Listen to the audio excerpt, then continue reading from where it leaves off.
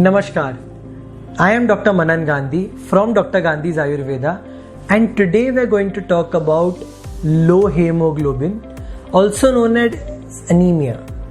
Now there are multiple types of anemias.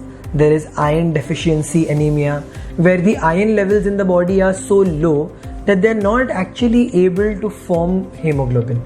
There is sickle cell anemia, which is a complicated disease where your cells, the RBCs, are actually sickle in shape, so they're not able to hold enough hemoglobin. And there are multiple other reasons for anemia. Today let's just focus on a very simple home remedy that can help you increase the hemoglobin count.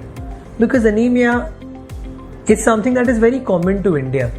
Although most people get very upset when they see that their range is not what the range that it should be on the right hand side column of your report. But don't worry, you don't have to be absolutely in the range to feel good. The average Indian female hemoglobin is actually just 9. However, the normal ranges are far higher than that. If your hemoglobin is a little lower than that range, you're okay. However, if it is really low, it can cause multiple issues. It can cause all sorts of weakness. It can cause you to just be exhausted without really doing anything. Sometimes you're sitting in your chair and you want to come out of the situation. So we normally talk about ABCs. What is ABC? A lot of people have different ABCs, but I'll tell you my version of it. So A is for Amla. Amla or gooseberries is one of the best things that you can do when mixed with B, which is beet, and C, which is carrot. So how do you consume this? Is you can soup up the carrot and the beet, and after that juice in the Amla. Soup up the carrot and the beet and juice in the Amla. What most people do wrong is that they take carrot and beet juices rather than soups. Now that can be very difficult for your body to digest and absorb. So despite doing all of this, you'll actually might not see such good of a result if you actually soup it up.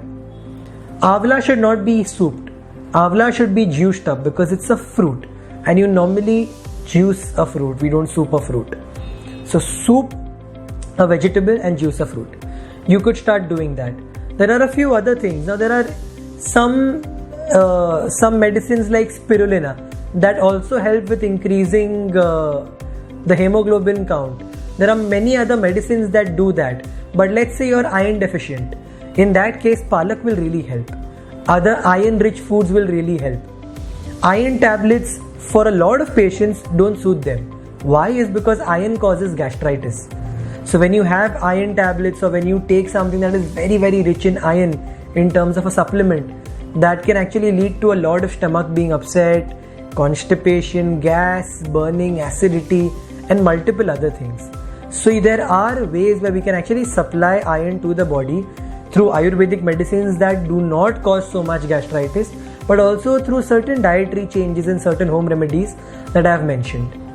So do that, get rid of the anemia. Also, if your iron levels are low, please check your ferritin levels, and ferritin levels are not trans ferritin. Ferritin levels basically show the amount of reserves you have. Put in a simple way is that if the mal in your shop is over, you will call for it from the go down. The ferritin level shows the go down and the shop is your iron. So if iron is low and there's nothing in the go down, that's a problem. We need to fill the go down and keep those reserves so that when your body uses up and runs out of iron, it can pull from there. Which is why checking your ferritin levels if your iron is low is also important. If you need any help, any professional help, feel free to reach out to us. Our contacts are given below.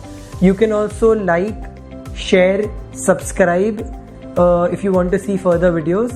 And yeah, that's it. Dr. Manaan Gandhi signing out. Thank you.